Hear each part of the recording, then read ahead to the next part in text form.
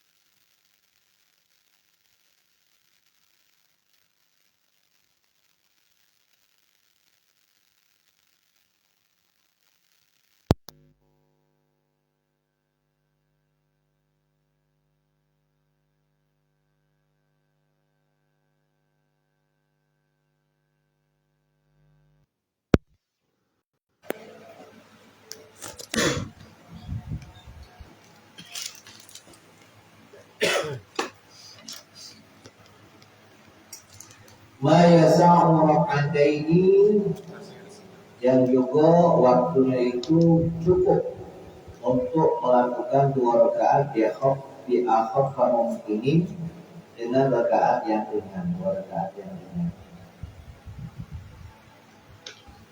Kama fil mualati sebagaimana berkesinambungan di antara sholat dari safari 2 rakaat salat sama. Jadi intinya mualah ini berkesinambungan ini antara 2 rakaat juga dengan sholat, itu jangan ada pemisah. Pemisahnya cukup apa?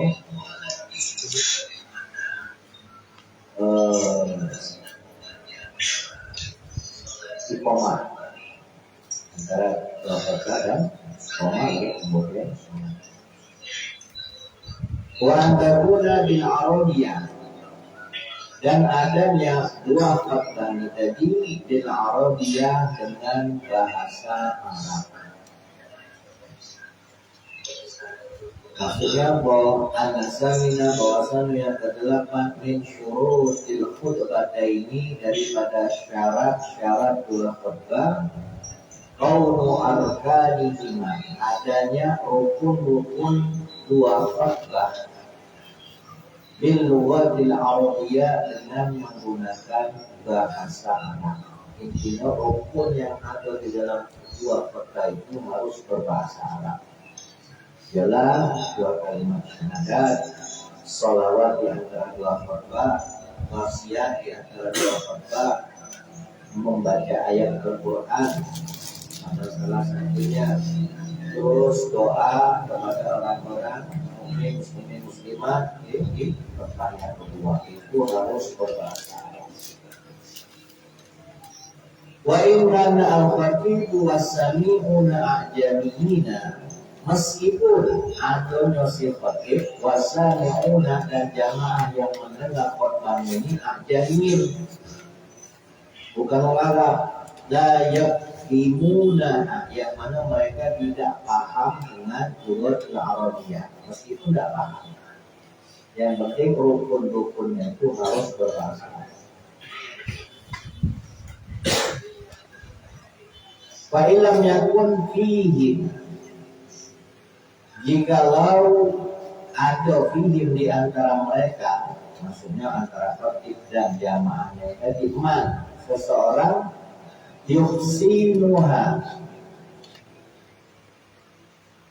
yang bisa belajar bahasa Arab, walam yumkin ta'allumuha, akan tetapi tidak memungkinkan baginya untuk mempelajari bahasa Arab tadi qabla waqti, sebelum masuk waktu sholat. Khotbah, maka boleh si khatib berkhotbah ghairal ayati, maksudnya berkhotbah dengan selain daripada bahasa Arab.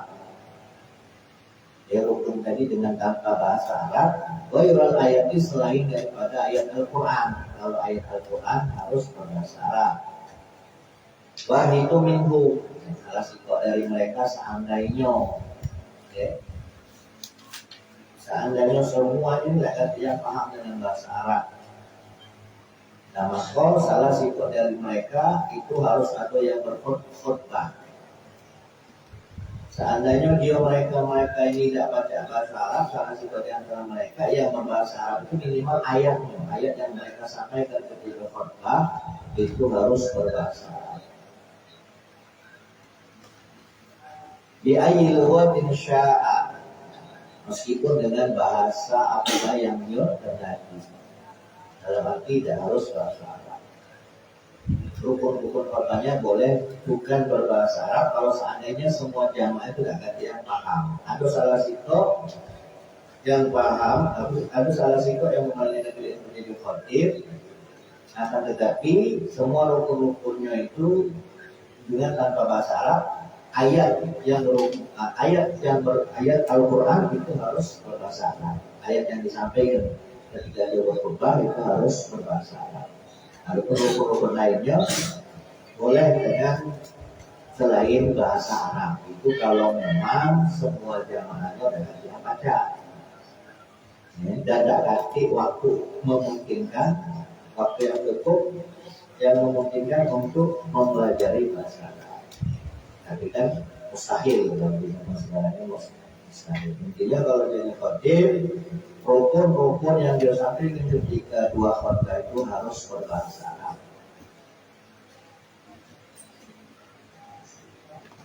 Wahal yujzibu, apakah sudah dianggap cukup? Wa illam yafhamuha, kalau seandainya mereka tidak paham, semuanya tidak paham. Kalau Arabiyati sebenarnya bahasa Arab, aula kaulani, maka di sini ada dua pendapat.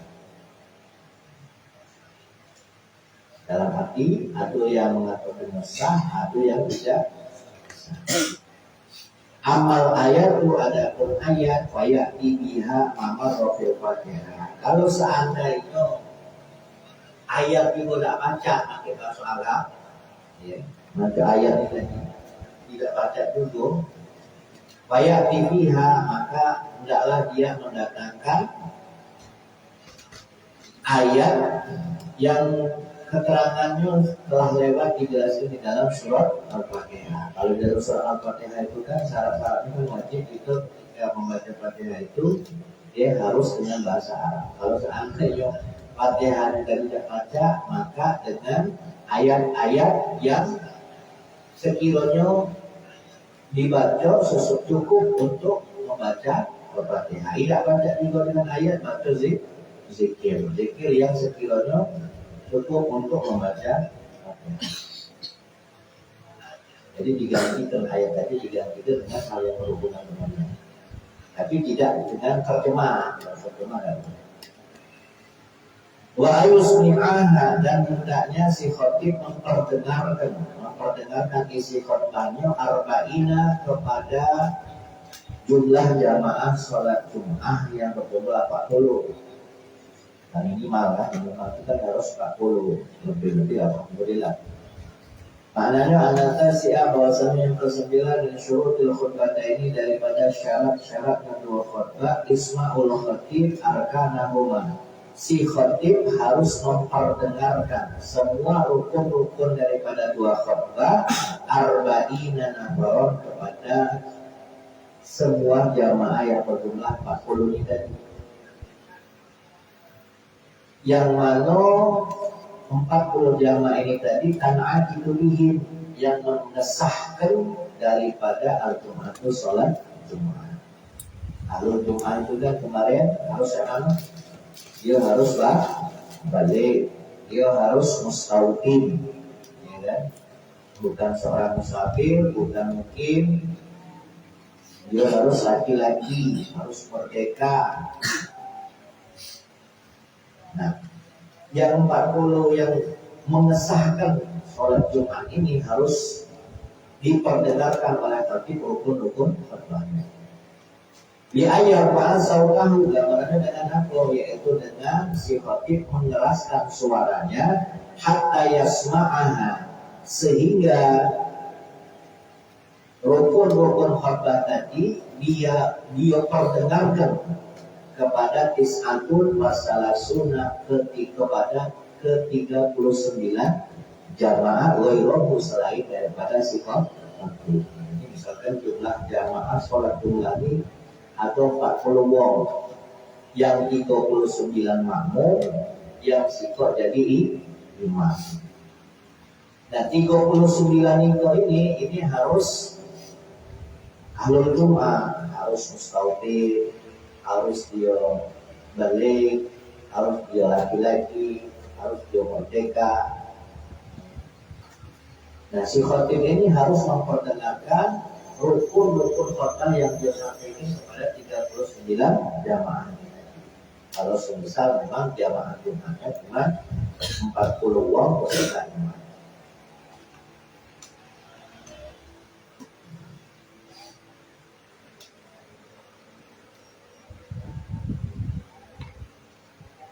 Falabudda maka wajib minas simai daripada mendengar, wal isma'i dan memperdengarkan,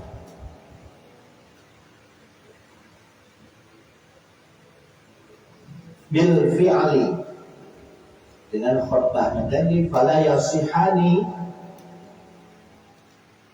maka dua khutbah ini tidak akan sah bila mana ma'adaratin disertai suara bising yang yang besok mencegah sima arufin dari mendengar salah satu daripada rukun-rukun khutbah. Jadi kalau seandainya di tengah-tengah khutbah, sifat khutbah ada suara bising dan ada suara mesin yang membuat bising hingga suara si khatib tidak terdengar oleh jamaahnya, Nah maka si khotib harus berusaha keras ya, untuk mengeraskan suaranya agar suara bising tadi tidak mengganggu ketika dia menyampaikan rukun khutbah. Wahaza ma'iktamanahu Ibnu Hajar. Ini adalah pendapat yang diambil atau yang dipegang oleh Syekh Ibnu Hajar. Wa khalafahu, berbeda dengan Imam Romli. Bisimai, kalau Imam Romli cukup mendengar jamaah cukup mendengar tapi kalau Imam Ibnu Hajar harus memperdengarkan. Si imam harus memperdengarkan rukun-rukun khutbah yang disampaikan kepada jamaah. Kalau Imam Romli cukup mendengar dalam arti tidak harus dia harus mengeluarkan suara, mengeraskan suara. Kalau menurut Imam Romli. Faqala al-mu'tabaru as-sima'u bil quwwati faqat. Dalam arti apa? Si imam dia berupaya mengeraskan suaranya, entah mendengar atau tidak si jamaah tadi, intinya dia sudah ada usaha. Bihaitsu yakunu law asra la sami'a. Sekiranya kalau seandainya si makmum memperhatikan daripada apa yang disampaikan oleh si imam, si khatib la sami'a, saya si makmum pada mendengar. Wa in istaghala anhu bi nahwi tahaddusin ma'a jalisihi.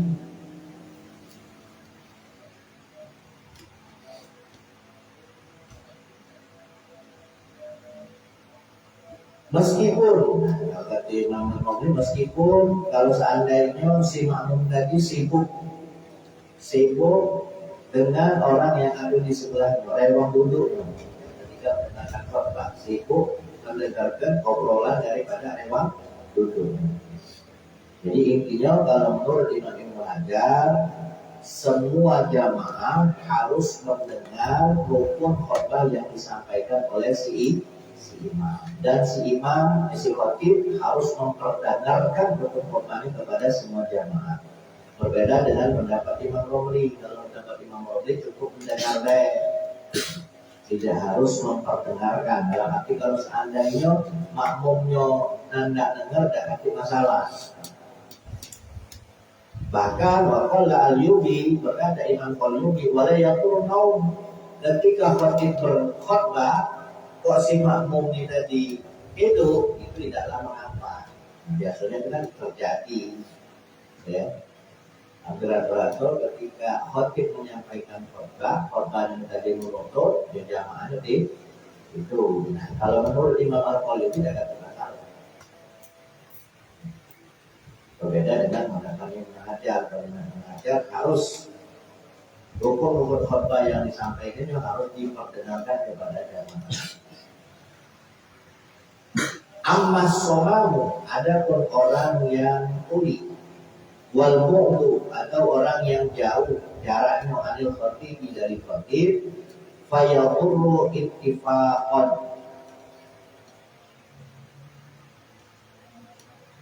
maka ini dianggap bisa merusak rukun khutbah. Kata ulama. Walau kana al-khatibu asham,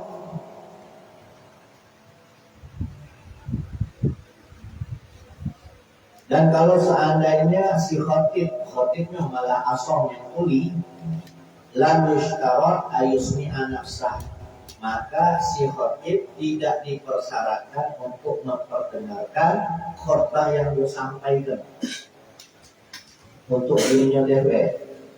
Li'annahu ya'lamu ma yaqul, karena sesungguhnya dia sendiri mengetahui apa yang dia sampaikan. Kalau makmumnya harus jangan sampai ada yang tuli, yang 40 jamaah ini tadi ya, 39 ini harus sehat kalau telinganya. Tapi kalau si khatibnya yang tuli tidak ada masalah, karena dia mengetahui apa yang dia sampaikan.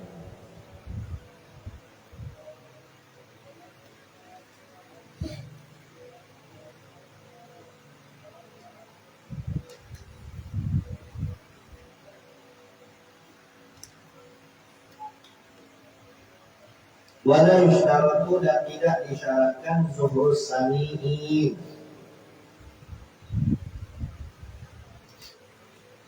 Tidak pula disyaratkan yang pendengar jamaah yang mendengarkan khutbah ini harus nampak, harus terlihat. Wala sutratuhum dan juga tidak pula disyaratkan mereka itu seandainya harus tertutup. Wala qawmuhum di mahali sholati dan tidak harus mereka itu berada di tempatnya sholat. Wala dakhila suwadi wal awil imran kama yu'lamu ghalibu dan memarroh. Dan tidak pula harus di dalam batas kota awil imran atau dalam batas bangunan. Tidak harus. Yang penting intinya si makmum, si penjamaah tadi mendengarkan si khatib, mendengar suara si khatib. Wa an takuna kulluha bi waqti zuhri. Dan adanya dua khutbah itu disampaikan di waktu subuh. Maknanya anal asyura bahwasanya yang ke-10 min syurutil khutbataini daripada syarat-syarat yang dua khutbah auluhuma ba'da zawal. Adanya dua khutbah itu disampaikan setelah tergelincirnya matahari. Jadi kalau waktu istiwa itu kan posisi matahari tepat di tengah-tengah, posisi istiwa. Kalau dia sudah bergeser ke barat, bergeser dikit itu sudah masuk waktu subuh.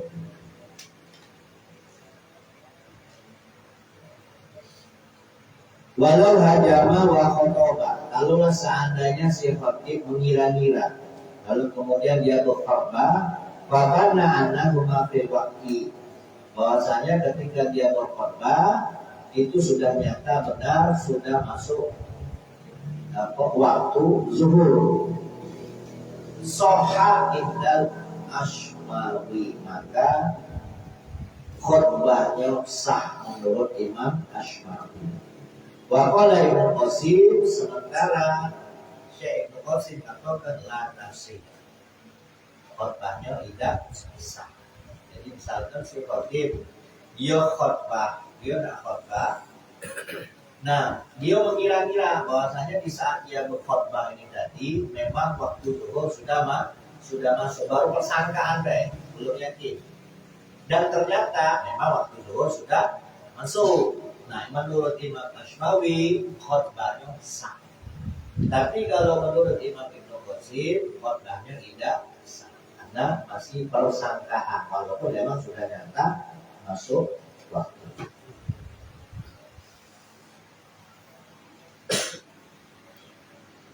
Kalau persangkaan baik belum sah menurut Imam Ibnu Qasim. Namun saya kita buka puasa baru persangkaan baik.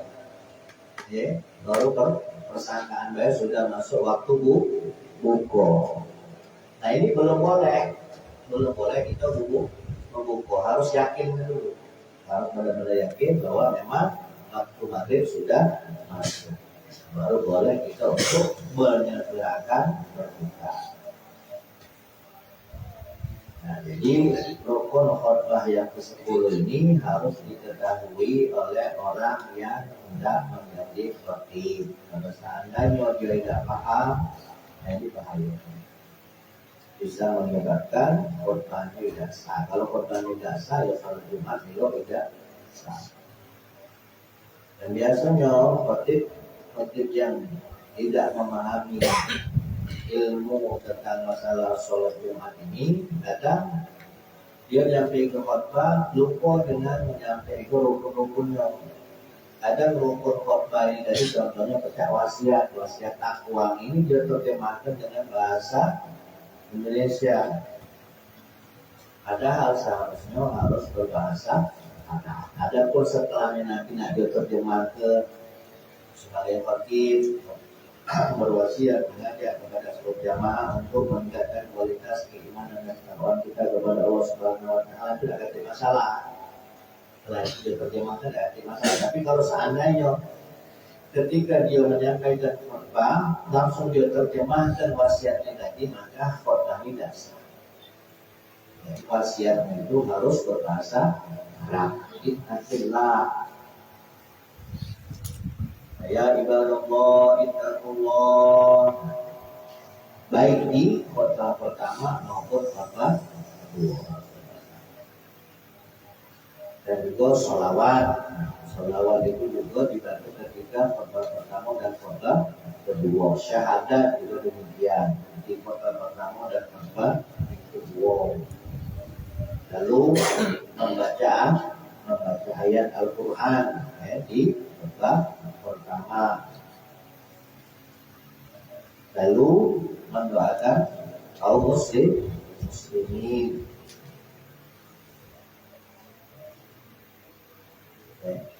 Jadi itulah kadang khotib itu ketika menutup khutbah pertama biasanya dengan surat Al-Asri.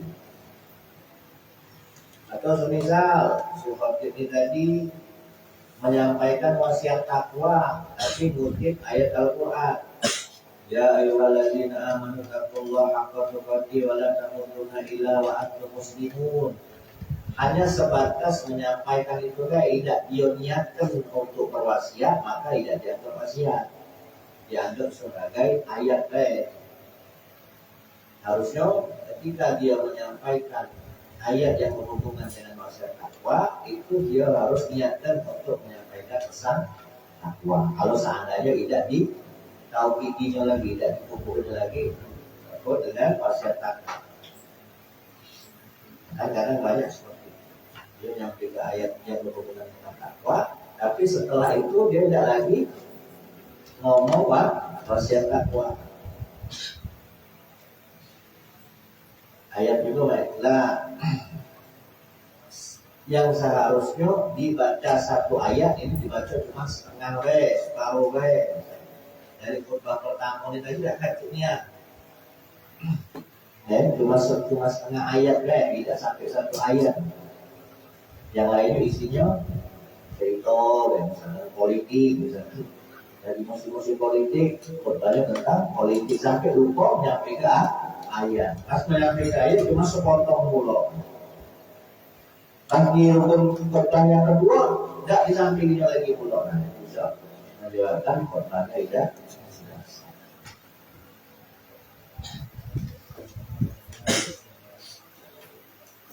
Terus mendoakan orang-orang mukminat di khutbah yang kedua. Muslim, mujahidin Palestina yang didoakan misalnya. Lupa doakan muslimin muslimat. Nah ini juga tidak boleh. Justru yang hadir dulu didahulukan, yang goibnya kan lagi.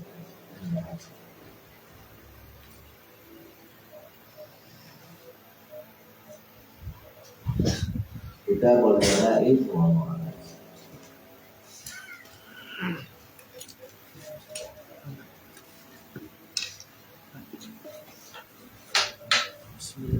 Bismillah.